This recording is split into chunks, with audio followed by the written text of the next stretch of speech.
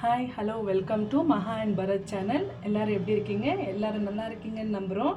இன்றைக்கி நாங்கள் கிரவுண்ட்நட்டு சட்னி பவுடர் பண்ணுறோம். ட்ரை பவுடர் தெரியும் இல்லைங்களா? அதுக்கு தேவையான பொருள் இங்கே பாருங்கள். கொப்பரை நல்லா துருவி வச்சுருக்கேன். அப்புறமா நிலக்கடலை, கிரவுண்ட்நட்டு, அப்புறமா ஒரு 5லேருந்து 6 வடை மிளகா, அப்புறமா இது பேடிகை மிளகா, ஒரு 10லேருந்து 15 பல் பூண்டு, அப்புறமா இதுக்கு தேவையான அளவு உப்பு. இது எல்லாமே இப்போ நல்லா நம்ம எண்ணெய் ஊற்றாமல் ட்ரையாக எல்லாம் வறுத்து தனித்தனியாக எடுத்துக்கலாம். ஓகேங்களா? நல்லா வறுத்து எடுத்துன்னு இருக்கேன்.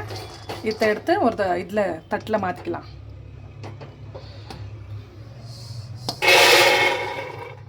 இது கொப்பரை தேங்காய்ன்றதுனால நிறைய வதக்கணுன்ட்டு என்ன இல்லை, சூடாக இருக்க கடாயி அதில் சும்மா அப்படியே சூடு பறக்க கொஞ்சம் அப்படி வதக்கி எடுத்துக்கலாம். இப்போ பாருங்கள், இந்த காஞ்சி மிளகாவும் எதுக்குமே எண்ணெய் ஊற்றக்கூடாது, அப்படியே ட்ரையாக. இங்கே பாருங்கள், காஞ்சி மிளகாவும் கொஞ்சம் பூண்டும் சும்மா அப்படியே லைட்டாக வதக்கி எடுத்துக்கோங்க. இப்போ இதுக்கு தேவையான அளவு உப்பு போட்டு நல்லா நம்ம மிக்சியில் அரைச்சி எடுத்துக்கலாம்.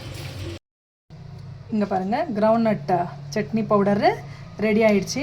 இங்கே பாருங்கள், கலர் நேச்சுரல் கலரு எவ்வளோ நல்லா வந்திருக்கு. இது நல்லா ஆற வச்சு ஏர்டைட் கண்டெய்னரில் போட்டு வச்சுக்கோங்க. அப்புறமா கொஞ்சம் எடுத்துக்கின்னு நெய்யோ இல்லை நல்லெண்ணெயோ ஊற்றி நீங்கள் சப்பாத்திக்கு, உப்புமாக்கு, அவலுக்கு எல்லாம் சாப்பிட்டீங்க சூப்பராக இருக்கும். நீங்களே ஒரு வாட்டி ட்ரை பண்ணுங்கள். நன்றி, வணக்கம்.